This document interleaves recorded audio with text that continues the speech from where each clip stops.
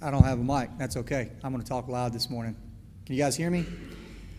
All right, I'm obviously not David. About 6 weeks ago, David told me he was going to be gone, and he's like, "You're going to preach." And I said, "Well, why don't you get Brother Tim to do that?" He said, "No, you don't have a choice." I said, "Okay."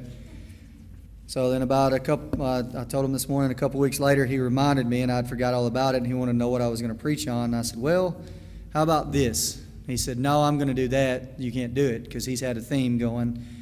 And so I came up with something. He kind of reminded me. And then Wednesday night, he said, "Well, what are you going to preach on?" And I said, "Well, I'm going to do this. And this is what I'm going to title my message." And he said, "No, it's got to have an R theme." I said, "Well, I don't have an R theme." So he's like, "Well, you need to come up with one." I said, "All right, I'll say refresh or revive." He said, "Well, that sounds great, as long as you got an R theme." So that's all he was really worried about. But I told him that I'd be happy to come up and speak. Hopefully I'm not as nervous as I normally am, and you guys can hear me. Miss Margie's already told me not to get lost on my notes. There's not nearly as many as there are. She said, don't start back over when I get halfway through. So this will be pretty short. I've had some things, when he asked me to speak, I had some things that were on my mind. Hopefully you'll get something out of this.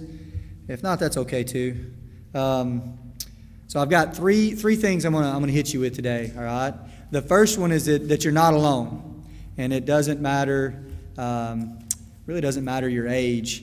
The first one's you're not alone. A lot of us, when I started thinking about what that means, you're not alone, I got thinking about, as a Christian, we're supposed to be disciples of Christ.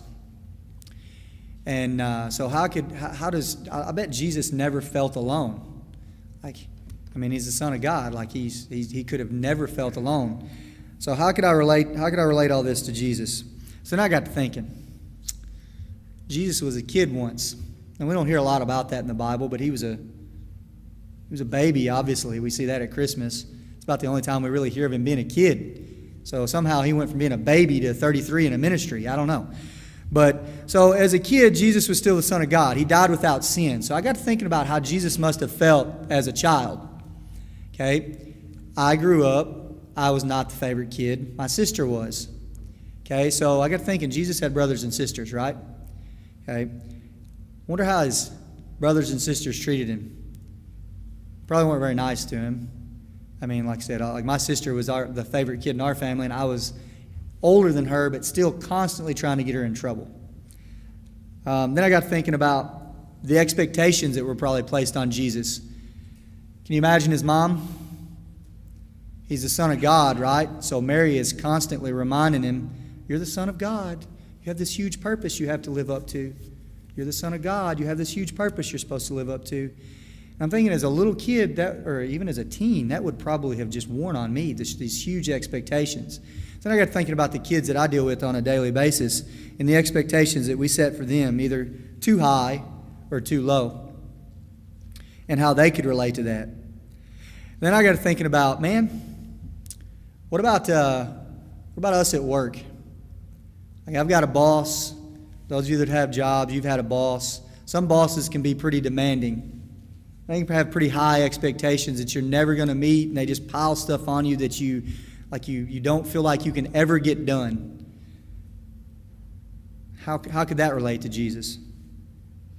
Because, if you've ever I had a boss in the military one time, and he would pile more on me than I could get done in 12 hours. I would end up there 16 hours trying to get it all done. And I would get it done because I wanted to please him. But I always felt like I was the guy staying longer than everybody else and just kept getting stuff piled on me. And so I felt by myself. And it upset me a little bit. And I got thinking about my wife.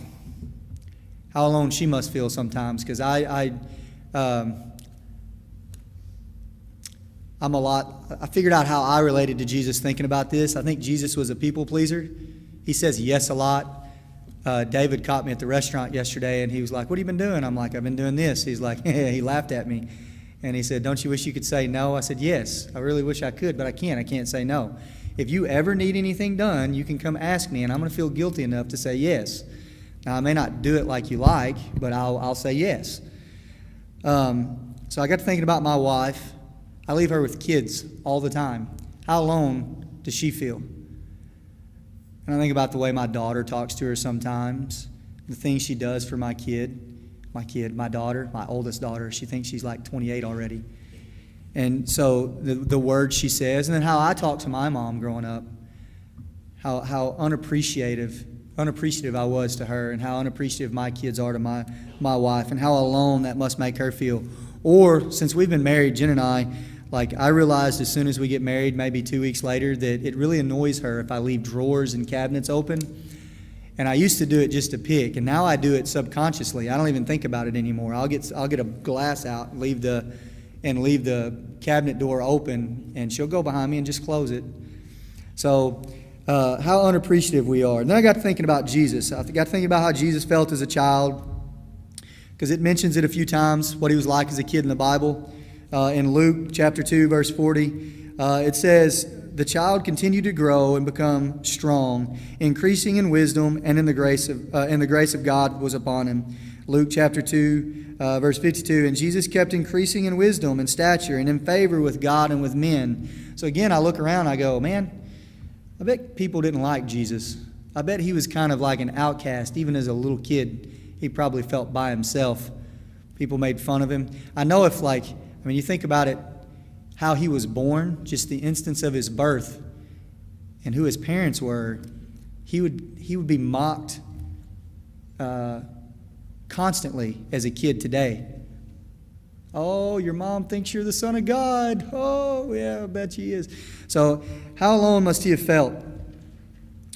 How alone must he have felt? I bet he was made fun of. I already said that. I bet his brothers and sisters didn't like him a whole lot. I wonder what I don't know what it was like to grow up in ancient Israel. I'm sure they had some sort of education system. I'm sure that the kids got together and played. So I'm sure the kids teased him, and Jesus had to deal with that. Okay?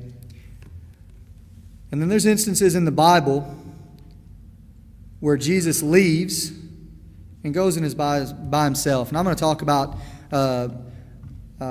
some of those instances in a minute. But in, Luke chapter 5, verses 12 through 16, says, "While Jesus was in one of the towns, a man came along who was covered in leprosy. When he saw Jesus, he fell on his face to the ground and begged him, 'Lord, if you are willing, make me clean.' Jesus reached out with his hand, touched the man, and says, 'I'm willing, be clean.' And immediately the leprosy left him. Then Jesus ordered him, 'Don't tell anyone, but go show yourself to the priest and offer the sacrifices that Moses commanded for your cleansing, as a testimony to them.' Yet the news about him spread all the more, so that crowd of people came to him and to be healed of their sicknesses." Okay, and I'm going to hold off on verse 16 a minute. But if you think about the life of Jesus, think about the ministry of Jesus. When was Jesus ever by himself? Rarely, right? But think of how alone he must have felt. People didn't come to him and be like, "Hey, Jesus, you're a cool guy. I'd just like to hang out with you for a little bit." They come to him, Katie, and they're like, "Hey, Jesus, my skin's falling off. Will you fix this? Hey, Jesus, I can't see. Can you fix this? Hey, Jesus, you're wrong. Here's why you're wrong. According to this book right here, you're wrong." So he constantly had people asking him for something, constantly had people arguing with him about something. So his ministry, there was a huge demand on him. So you get thinking about how we feel when we have a huge demand placed on us, and you're thinking, man, Jesus must have just been miserable. And then in verse 16 it says, "But Jesus often withdrew to lonely places and prayed." Why do you think he would? Why do you think he would withdraw himself? Miss Brooks, why would Jesus leave everybody?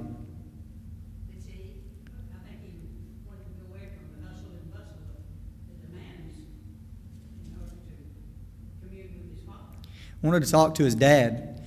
So and I went and looked, in any place that I can see where Jesus went off by himself, he wasn't alone. I actually think he felt more alone around all the people than he did when he was by himself. He was closer to his Father. He had time to rest. He had time to pray. Okay. So I guess the first point that I'd like to get across to you is you're never alone. No matter if, like I said, if you're the student. I had a student this morning. She's in our youth group. She's here every Wednesday night. I see her at school. Everything has to be perfect. She's not me. Like, I had junk falling out of my locker, never knew where my homework was. If it hadn't been for folks like Katie, I probably never would have got through high school because I had to have her algebra homework every morning for Miss Davis so that I wouldn't fail. Okay, so I wasn't a very good student. But there's some students where everything has to be perfect. And if they mess up just a little bit, they've got to know why. And it makes them miserable. Okay? So they feel alone, like they're the only ones that have to be like that. Same thing if you're like me and you're a people pleaser and you have to say yes. Sometimes you get to where you feel alone because you look around and you're like, man, I wish somebody else would do this. I wish somebody else would do this. I wish somebody else would help here.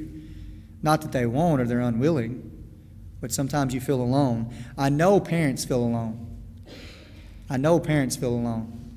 I told the first service, I have daughters, and I already worry about daughters. I can't imagine how Kevin has hair left because he's got 2 daughters that are grown.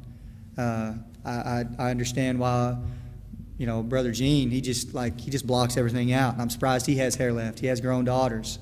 Okay, I understand why, Mr. Fisher's, I'm headed his way because he had a daughter. Okay.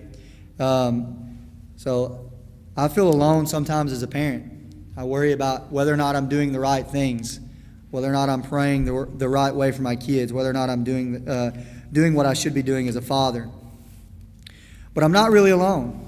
Okay, Jesus, I think, felt the same way. And he sets a good example for us because when he felt that way, he would get away from everybody. And he would go and he would spend time with God, with his Father. The other thing I kind of wanted to get across to you this morning was you're not alone and nothing's impossible for God. Nothing's impossible for God.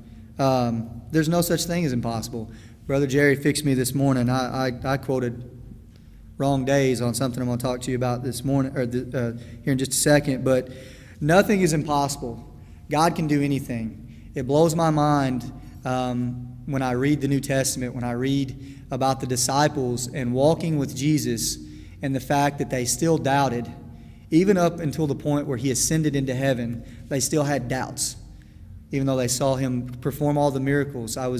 When I was researching all this, I read about over and over the Bible stories we were taught as kids. Jesus performed 36 or 37 miracles in the Bible that are just impossible for us as human beings to contemplate. But nothing's impossible for God. I spoke to the first service. I put it like this. I've got a job that I love. You guys have known me again since I was a puppy. I'm a big kid. I act like a kid. I run around like a kid. I talk like a kid. And I get to go every day at 7:30 in the morning and spend all day with kids. And guess what I do while I'm at work? I act like a kid. All right? So I've got the greatest job in the world, I think. Some people don't feel that way. I have a student that he was at work last night. I went to the grocery store in Blytheville, and he was talking to me about what he was going to do when he graduated. And he was miserable with his job. I said, dude, you got a great job right now. You need to focus on what you're doing. God's got you exactly where he wants you. But some verses about how this isn't impossible. Matthew 7:7, it says, ask and it will be given to you. Seek and you will find it. Knock on the door and what happens? It'll open. Okay, in Romans 8:28, and we know God works in all things for those who love him according to his what? According to his purpose. Okay. And then this is the thing that I threw at the student last night, Colossians 3:23. Whatever you do, work at it with all your heart.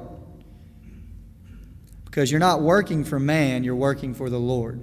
Okay, so whether you're a ditch digger or the president, you're supposed to be doing what you're doing like you're working for the Lord. You can't break a habit. Whether it's like me, I get mad sometimes. Not so much anymore, but I used to get really, really mad, and I'd lose my temper, and I'm not real sure where I got that from. I'm pretty sure I got it from my mother. But I'd lose my temper and I'd say things. Like, I'd get so mad I couldn't even tell you what I'd say. Maybe it's, man, you smoke and you can't quit. Or, I don't know, there's lots of bad habits that take us away from our time with God. But you're saying I can't break that habit. Maybe it's the way you talk to your kids. I know some parents, if you listen at the grocery store, you can tell, how people talk to their children in such a way, sometimes they just bait them. Maybe you don't like doing that, and that's a bad habit. Maybe it's your relationship with your husband or your wife, and you want to repair that. And you're like, man, that's impossible. There's no way that I can fix that. Maybe it's with another person. A relative. I had a student the other day, one of our youth. They bombarded me with questions on Revelations for some reason Wednesday night. Didn't have anything to do with what we were talking about. And we spent about 30 minutes after we got done. They were just shooting questions. And one student, I said something that messed her up. She doesn't live with her mother.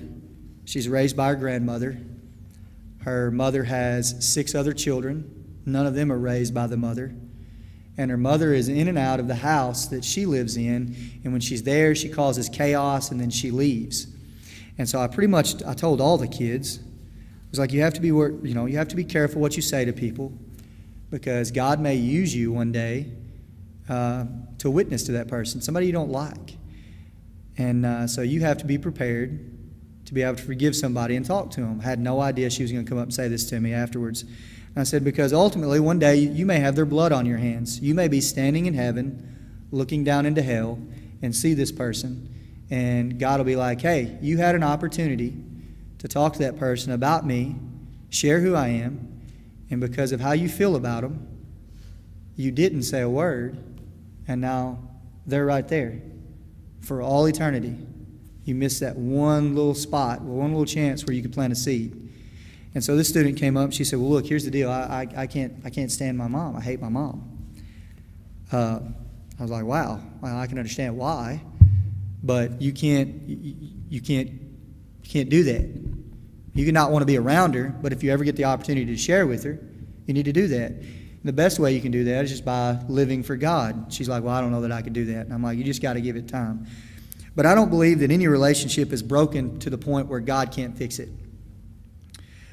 Sickness, disease. Man, sickness and disease. Jesus healed a leper. We don't have a lot of leprosy anymore, do we, Miss Barbara? Do you remember the last case of leprosy? It's been a long time. Okay. I went to a leper colony one time. It was out in the middle of the Indian Ocean on a horseshoe-shaped island that was literally about 4,000 miles from anything else. That's where they would take lepers so that the disease wouldn't spread. If Jesus can heal a leper, he can heal any kind of sickness, I think, if it's in his will. Okay? John 15:16 is a verse that I used this morning. And basically it says this. I love John 15. It's probably John 15, 14, and 16 are my favorite books in the Bible, because it talks about your relationship with Christ and what that should look like and how that should feel, and I think it's pretty neat. But basically it says this: you can ask what you want of me, and if you're in good fellowship with me, I'm going to give it to you. Now, that being said, you have to be careful what you ask for from God, because, Mr. Carter, if you pray for patience, what's God going to give you? Patient daughters. He's going to give you the opportunity to practice patience. Okay? I have some students, like I told them that one time. We were doing a Bible study on John because I wanted to, and I was like, you can ask God for whatever you want. He's going to give it to you. The kid's got his hands up, and I was, no, hold on, I finished. And finally, he got to ask his question. He said, so if I ask God for $1 million, he's going to give it to me? I said, yes. He may give you a job, but he'll give you the chance to earn your money. Well, that's not what I meant, Coach. It's just, no, it's not just going to appear, but God will answer your prayers if you're in fellowship with him. Okay? Nothing is impossible for God. Look through the Gospels, just the Gospels. Like I said, there's 37 miracles he performs, 36 or 37. Correct me if I'm wrong, Brother Jerry. Okay, But how many he took how many loaves? 3 loaves, 2 fish. Fed how many people? 5,000. I can't do that. He walked on water. I told the first service, I sink in my shower, this much water. He walked on the Sea of Galilee. I can't do that. Nothing's impossible for him. We have some pretty bad storms. The example I used this morning, I love Forrest Gump, one of my favorite movies. Lieutenant Dan, when they're out on the shrimp boat climbing to the top and screaming at God, okay, he couldn't calm the storm. God could. And then probably my favorite example is humans. What are you most scared of, Miss Barber? What's the thing that everybody's afraid of? Everybody's scared of this. No matter what kind of relationship you have with God, everybody's afraid to what?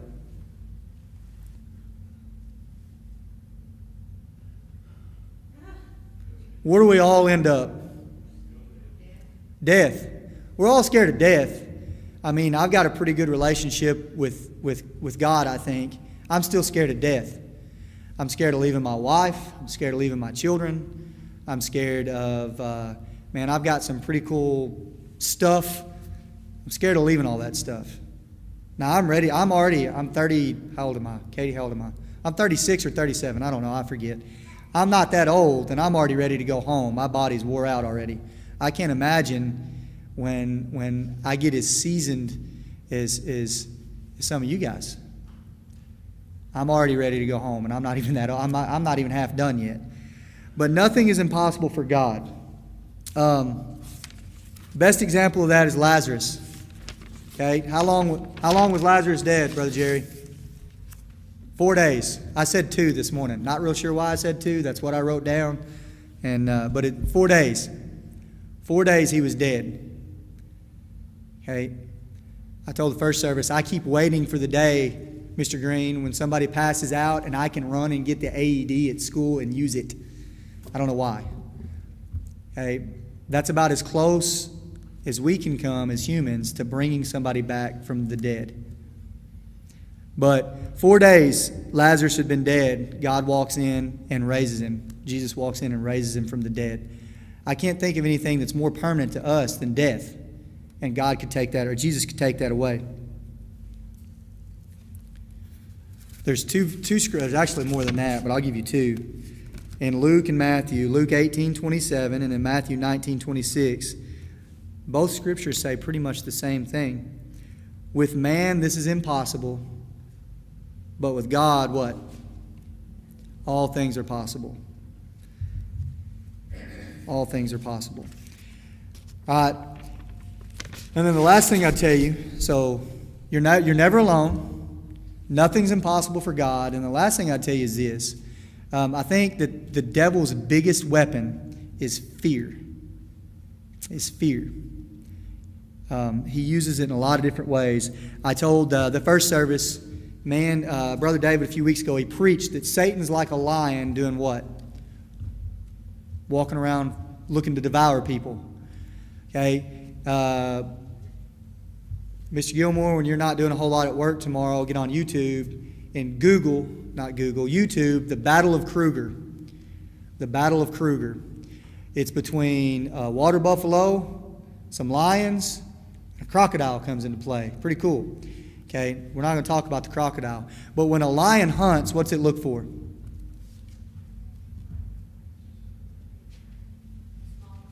Something small, right? So it looks for a baby, a wounded animal. It doesn't go for the bull. And if you get on YouTube and watch the Battle of Kruger, you understand why. You ever seen a lion fly? I'm not talking like Lion King. I'm talking like a lion literally fly. There's a reason they don't go after the bull or the strong animals. The lion looks for something that's weak, that it can take down. The devil is no different. It uses our fears to attack us. Fear is a liar, though. Fear is a liar. If you've ever been without food, I don't know what the longest you guys have been without food is, but about 18, 20 hours, you start to get hungry. Stuff starts to look real good. A couple of days, and and you're ready to eat some grub worms or something. Okay? Same thing with water. It's hard to go without water for a while. If you've ever fasted and you go about 12 or 14 hours without water, that mouth gets cottoned up, you get thirsty. A drink of water looks good.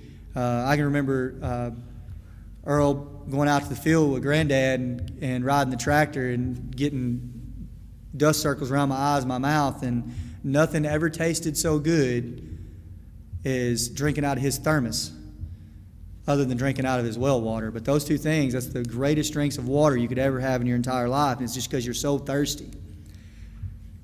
So Jesus went into the wilderness for 40 days, 40 nights, right? No food, no water. And the devil did what while he was out there?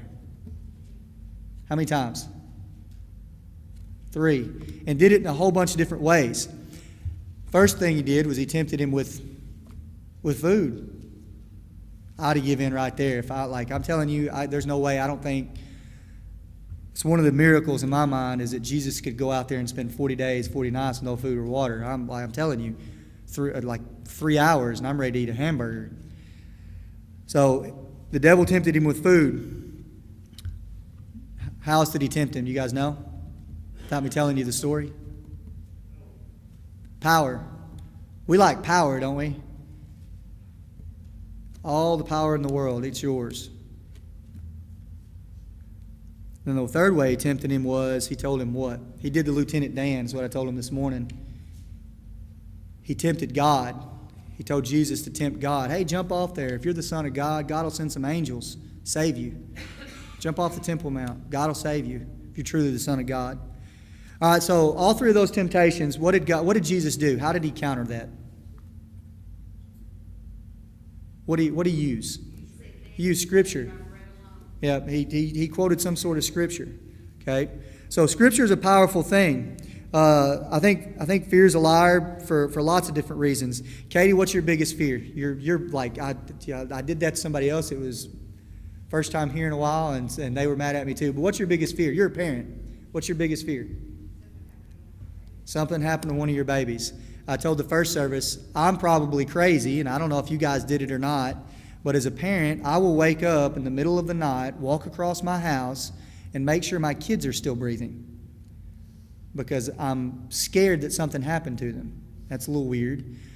Earl told me one time that he was so afraid of something happening to his boys, he didn't let them drive together because if something happened to one of them, he was afraid something would happen to the other. Don't matter how old they get. Never, right? My mama still worries about me. I'm like, Mom, I'm good. I got this. Yours are the same way. We're pretty close to the same age. But you never quit worrying about your kids. That's your biggest fear in life as a parent, is your children. But I think the devil uses that. I think he uses that. I've got daughters. I'm scared already, and I think God knows that. Or God knows that. I know the devil knows that. I feel like the devil puts people in my kids' lives already, and they're like 9 and 5, and they'll come home and they'll be like, Dad, how about, and I'm like, who told you that? That's just with children. With me, like Mr. Green told me yesterday, the devil messes with me by doing good things, I think. I think he allows me to load my plate up so much that I can't help the people that I need to help sometimes and be with the people that I need to be with. And he uses that as a weapon. Okay? So the devil plays on your fears. He plays on your weaknesses. He's like that the lion. Watch that video. It's so cool. They go after a baby and then, dude, it's neat. There's a whole herd of water buffaloes that come after these lions. It's pretty sweet. Okay? Jesus answered with Scripture, though. Scripture is the answer. Prayer is the answer. So one of the reasons why in the Bible, if you look at Jesus, and I feel like anytime he got wore out, he left and went and recharged it. There's my R word. He recharged his batteries by just talking to his dad. By talking to his dad. In order for us to do that, though, we have to have some sort of relationship with Jesus. We have to have some sort of relationship with Jesus. Okay, so my 3 points this morning were pretty simple. I told you you're going to get out of here early. You're never alone. But you need to think about how much like Jesus you are. The kind of things that he went through. Like I said, I'd never thought about Jesus being a kid and how much couldn't have been nice for him. Think about how you can relate to him how much people piled on him, he was still happy to do. Think about the demand that was placed on him. Nothing's impossible for God. Again, the biggest thing we're scared of as humans is if somebody dies. I'm scared to die. Chris Robinson's scared to die. I'm scared of any of you guys dying. So death is our biggest fear, and Jesus could take that away. God could take that away. And the last thing is just fear is a liar, man. The devil uses fear to scare you into believing that you are alone and that God can't do certain things. And that's just not right. Deuteronomy, it says, I hope I didn't quote this morning. Got two pieces of scripture, and then I'm going to be quiet and let Joe come back up here. Deuteronomy 3:22, it says, "Do not be afraid of them, for the Lord your God himself will fight for you." And then in Mark 5:36, Jesus told his disciples, "Don't be afraid." Anybody know the rest of that scripture? I heard a kid say this the other day. That's the only reason I wrote it down. Don't be afraid, just believe. It was in my weightlifting class. Two kids talking about Jesus. One of them's she's ADD like me, so she's like, she could be talking about squirrels one minute and Jesus the next. But she said, "Don't be afraid, just believe." That was her favorite verse this week. She had read it, and they were going back, "Don't be afraid, just believe. Don't be afraid, just believe." Okay. Anybody got any questions?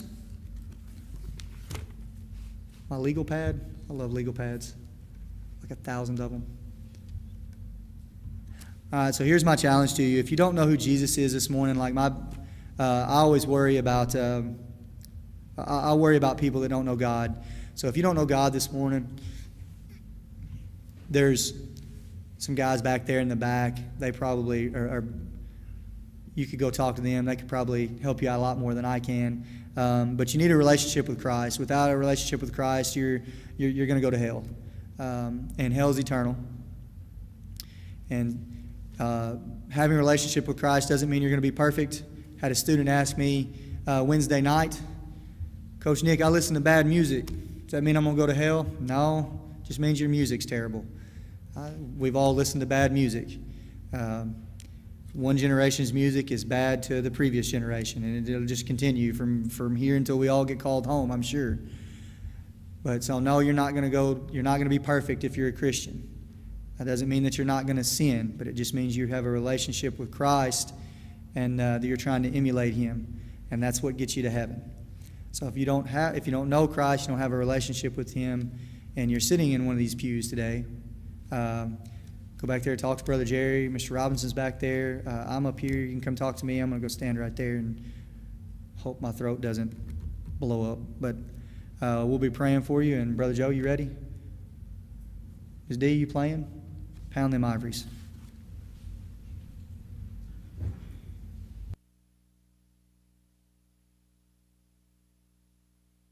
Let's stand as we join in singing our invitational, "Only Trust Him."